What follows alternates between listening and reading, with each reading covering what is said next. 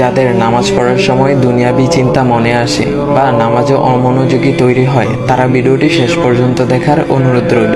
হযরত আলী রাদিয়াল্লাহু তাআলা আনহুর কাছে একজন ব্যক্তি এসেছে। তখন লোকটা বলল, হুজুর, আমার নামাজে মন বসে না। নামাজে দাঁড়ালে আমার দুনিয়াবি নানা চিন্তা আসে। হুজুর, আমার এই নামাজ কি আল্লাহ তাআলা কবুল করবেন? তখন হযরত আলী রাদিয়াল্লাহু তাআলা আনহা বলেছেন, না, তোমার নামাজ কবুল হবে না। তখন লোকটা মনে অনেক কষ্ট নিয়ে চলে যাচ্ছেন। এমন সময় রাসূল সাল্লাল্লাহু আলাইহি ওয়াসাল্লাম এসে হযরত আলী রাদিয়াল্লাহু তাআলা আনহুকে জিজ্ঞাসা করলেন, ইয়া আলী, আপনার কাছে লোকটা কেন এসেছিল?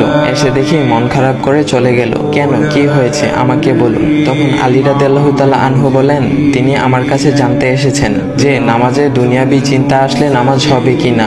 আমি বলেছি, না, তোমার নামাজ কবুল হবে না।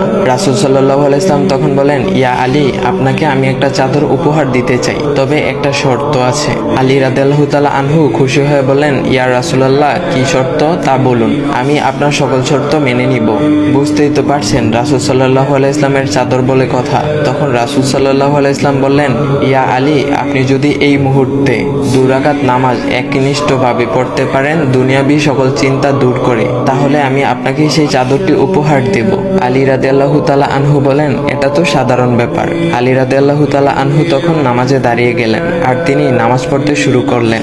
এমন সময় তার মনের মধ্যে শুধু ভাবনা চিন্তা আসতে শুরু করলো, আচ্ছা, আমাকে যে রাসূল সাল্লাল্লাহু আলাইহি ওয়াসাল্লাম যে চাদরটা দিবেন, সেটা কি ফাতিমার চাদর নাকি রাসূল সাল্লাল্লাহু আলাইহি ওয়াসাল্লামের? আচ্ছা, চাদরখানা দেখতে কেমন হবে?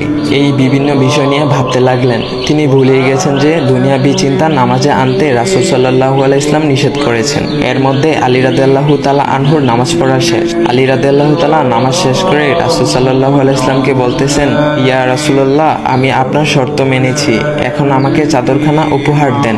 রাসূল সাল্লাল্লাহু আলাইহি ওয়াসাল্লাম বলেন, ইয়া আলী, আপনি কি একনিষ্ঠভাবে দুনিয়াবি চিন্তামুক্ত ছাড়া 2 রাকাত নামাজ পড়েছেন? তখন আলী রাদিয়াল্লাহু তাআলা আনহা মুচকি হেসে বললেন, না ইয়া রাসূলুল্লাহ, আমি আপনার চাদর নিয়ে অনেক কিছুই ভেবেছি। তখন রাসূল সাল্লাল্লাহু আলাইহি ওয়াসাল্লাম বলেন, ইয়া আলী, নামাজ তোমারও হয়েছে, আর তুমি যাকে নামাজ হবে না বলে ফতোয়া দিয়েছো, তার নামাজও আল্লাহ তাআলা কবুল করে নিয়েছেন।